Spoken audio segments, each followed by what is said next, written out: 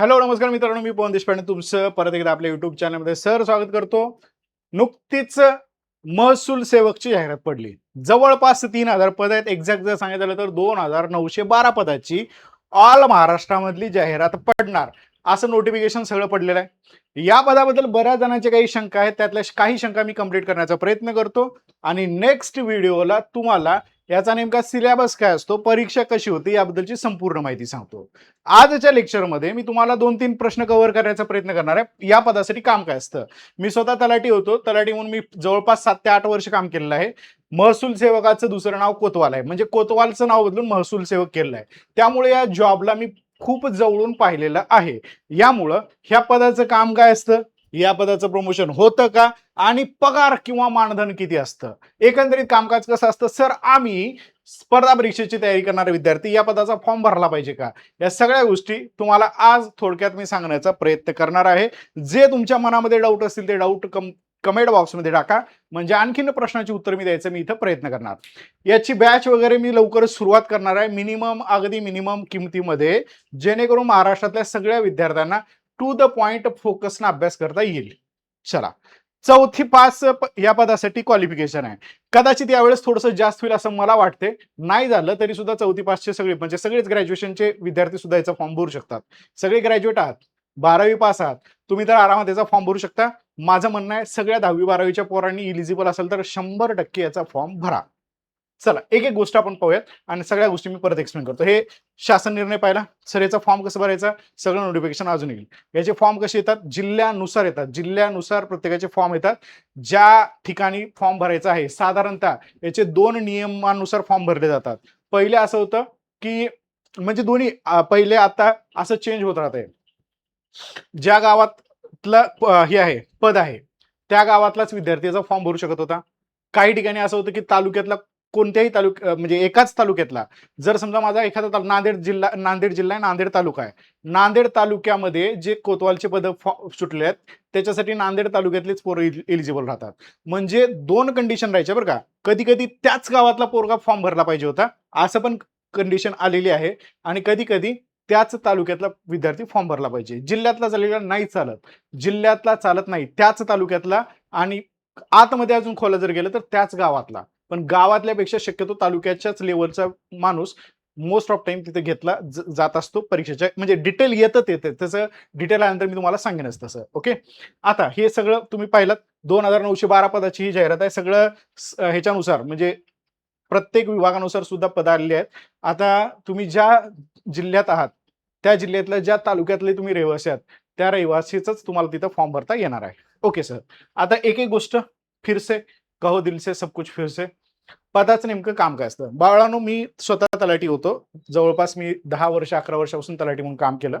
Okay, माझ्या सोबत जे हे होते कोतवाल होते, क्वालिफाईड कोतवाल होते. ओके, चांगले शिकलेले. ते कोतवाल अजून तिथं आहेत का, नाही. माझे बरेचसे कोतवाल माझे विद्यार्थी होते आणि त्यांना मी नेहमी सांगत असल्यामुळं बरेचसे कोतवाल अभ्यास पण करायचे.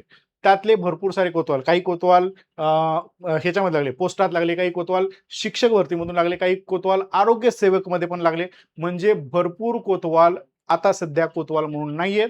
ते कोतवालचं काम करत असताना स्पर्धा परीक्षेचा अभ्यास केला आणि अभ्यास करून इतर डिपार्टमेंटला चांगल्या पदावरती आणखीन गेलेले आहेत. मग सर आम्ही कोतवालचा फॉर्म का भरायचा, फॉर्म एवढ्यासाठी भरायचा, माझा व्हिडिओ बघणारे सगळेच काही श्रीमंत पोरं नाही आहेत, माझ्यासारखेच बॅकग्राऊंडचे पोरं असतील.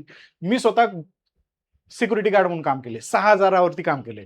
मग आता या पदाला पगार नसते, मानधन असतं 15,000चं. 15,000 जर तुम्हाला मानधन भेटत असेल काम करण्याचं, आणि तेही काम काय असं पूर्ण वेळ काम नसतं. ओके, मोस्ट ऑफ टाइम तलाठ्याच्या सोबतच काम असतं. त्यामुळं 24 तास काम नाहीये किंवा 8 तास काम नाहीये, फील्ड वर्क असतं. त्यामुळे जेव्हा काम लागेल तेव्हा तुम्ही काम करू शकतात आणि बाकीचा वेळ तुम्ही अभ्यासासाठी वापरू शकतात. त्यामुळे मी सांगेन की हे पद 100% तुम्ही अभ्यास करून जॉईन करायला हरकत नाहीये. पहिला पॉईंट कळला. ठीक आहे. आता पहिली गोष्ट, सर पदाचं काम काय असतं. पदाचं काम मेन गोष्ट तलाठी सोबत राहणं. तलाठी सोबत जे काही तलाठ्याला लागलेले काम असतात, पंचनाम्याची कामं असतात, बऱ्याच वेळेस त्या ठिकाणी महसूलचे हे असतात, कामं असतात.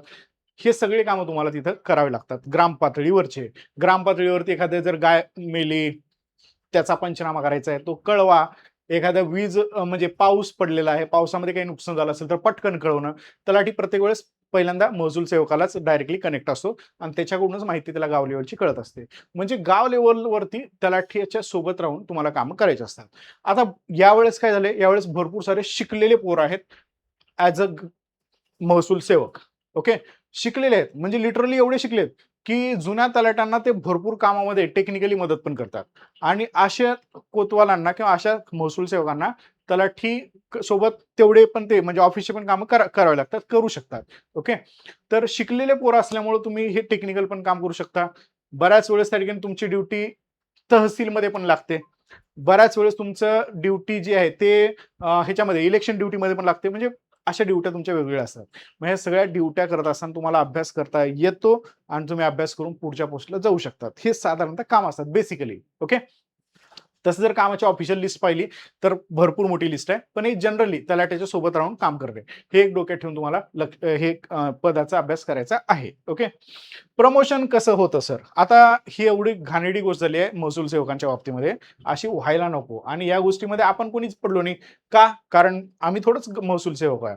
आम्ही थोडंच कोतवाल आहोत. शासन निर्णय घेतलं, आम्ही त्याच्याविरुद्ध आवाज उठवणार नाही. पहिले प्रमोशन महसूल सेवकांचं व्हायचं. कोतवाल पदाचं प्रमोशन व्हायचं. साधारणतः 8 ते 10 वर्ष झाले, की 8-10 वर्षानंतर प्रमोशन शिपाई पदावरती प्रमोशन केलं जायचं. शिपाई पदाचं प्रमोशन पुढं क्लर्कला. क्लर्क नंतर मग पेशकार असेल, नायब तहसीलदार असेल, इथपर्यंत. सर कोतवाल नायब तहसीलदारपर्यंत जाऊ शकतो का? तर तुम्हाला सांगायला आनंद वाटेल मला. मी ज्या वर्षी जॉइन झालो 2015 ला तलाठी म्हणून, त्यावेळेस माझे एक नायब तहसीलदार साहेब होते. ते साहेब कोतवाल म्हणून लागले होते सिस्टममध्ये आणि रिटायरमेंटपर्यंत जाता-जाता त्यांना शेवटचे काही महिने मला एक्झॅक्ट आठवत नाही, पण माझ्यासोबत तरी ते जवळपास 2-3 वर्ष नायब तहसीलदार माझ्यावरती होते आणि मी ऐकलं होतं, की शेवटचे काही महिने त्यांना तहसीलदार पदाची पण हे भेटली आहे, असं ऐकलं होतं. म्हणजे कोतवाल म्हणून जॉइन झालेला व्यक्ती नायब तहसीलदारपर्यंत तर आरामात जाऊ शकायचा पहिले. पण आता शासनानं मेक मारली आहे, की बाह्य स्रोतांद्वारे ते काय करतायत, बाह्य स्रोतांद्वारे ते शिपाईचे पदं भरून घेतात. त्यामुळे बाह्य स्रोतांद्वारे घेतल्यामुळे ते शिपाई पद कॉन्ट्रॅक्टवर भरले जातात. मग ह्या महसूल सेवकांना पुढे जाण्याचं संधीच भेटत नाहीये. याच्या विरुद्ध हे सध्या आंदोलन करत आहेत आणि या आंदोलनाला आपण सर्वांनी पण सपोर्ट केला पाहिजे. का? कारण जोपर्यंत आपण सगळेजण एक आहोत असं म्हणून काम करत नाही, तोपर्यंत फायदा होत नाही. आपण बऱ्याच वेळेस काय करतो, स्टेनोचं पद बंद पडलं. स्टेनोचं पद मी थोडंच स्टेनो केलंय. मी कशाला जाऊ? स्टेनो मृत घोषित केलं शासनानं. अख्ख्या भारतातले स्टेनोचे पद चालू आहेत. पण महाराष्ट्रात मृत झाले. पण कोणी उठलं का, आवाज उठलं का? नाही. फक्त स्टेनोचे विद्यार्थी उठतायत. तर एखादं पद बंद झालं ना, त्याच्यामध्ये भरपूर जणांचं नुकसान होत असतं. तसंच या जे काही कोतवाल आहेत, यांचं प्रमोशन बंद होऊ नये यासाठी त्यांचा पण आवाज चालला आहे आणि मी पण त्यांच्या सोबतच आहे. प्रमोशन होत राहिलं पाहिजे म्हणजे माणसाला पुढे जाण्याच्या संधी भेटत राहतील. ओके. तर प्रमोशन पहिले व्हायचं, आता प्रमोशन बंद आहे. मध्यंतरी अशी न्यूज आली होती, की तलाठी भरतीमध्ये त्यांना रिझर्व्हेशन देणार. पण ते पण आता यावेळेसच्या तलाठी भरतीमध्ये रिझर्व्हेशन दिलं नाही. असं कुठेतरी पुढे जाण्याची संधी असली पाहिजे. त्याशिवाय मजा येत नाही माणसाला जगण्याची. ओके. मग प्रमोशन तर झालंच पाहिजे. पहिले प्रमोशन व्हायचं, पण आता प्रमोशनला आडकाठी आलेली आहे. हे लक्षात ठेवा. कदाचित ती आडकाठी शासन लवकरच दूर पण करू शकेल.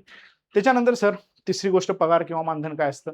तर भावांनो, महसूल सेवकाला पगार नसतो तर मानधन असतं. त्याला दर महिन्याला ₹15,000 हे मानधन असतं. ओके. आणि हे मानधन 15,000चं दर 3 वर्षाला साधारणतः एक्झॅक्ट मला क्लिअरली मला असं वाटतं 3 वर्ष असेल. दर 3 वर्षानंतर 10% वाढ होते. म्हणजे ₹1,500 वाढणार पगार. हे काही जास्त नाहीये ना? नाहीच आहे ऑब्व्हियसली. तर मानधन कमी आहे 15,000. पण तुम्ही जर गरीब घरातले असाल आणि तुम्हाला वाटत असेल, की बाबा मला काहीच सोर्स नाहीये. मला कुठेतरी जाऊन हमाली करावं लागणार आहे किंवा कुठेतरी ओझ्याचं काम करावं लागणार आहे. त्या पोरांनी हे पद 100% जॉइन करा. ₹15,000 एक पॉकेट मनीच्या स्वरूपात येतात असं समजा. अभ्यास करत राहा. त्याच्यासाठी हे पद नक्की जॉइन करायला हरकत नाहीये आणि तयारी करा. आणि पुढे चालून जर प्रमोशन वगैरेचे जर चान्सेस भेटले, तर तुम्ही पुढे सुद्धा जाऊ शकता. ओके. अजून जर काही याच्या व्यतिरिक्त डाउट्स तुमच्या मनामध्ये शिल्लक राहिले असतील, तर कृपया लवकरात लवकर कमेंट करा. अजून मी याच्यावरती बोलेन तुम्हाला. ओके. याच्या बॅचेस बद्दलची माहिती तुम्हाला मी सविस्तर स्टेप बाय स्टेप देत राहीन. ओके. सबसे इम्पॉर्टंट माझं टेलिग्राम चॅनल जॉइन करून टाका. पवन सर टेलिग्रामवरती सगळी माहिती येत राहील. ओके. चलो ठीक आहे. Thank you. Take care. Bye bye.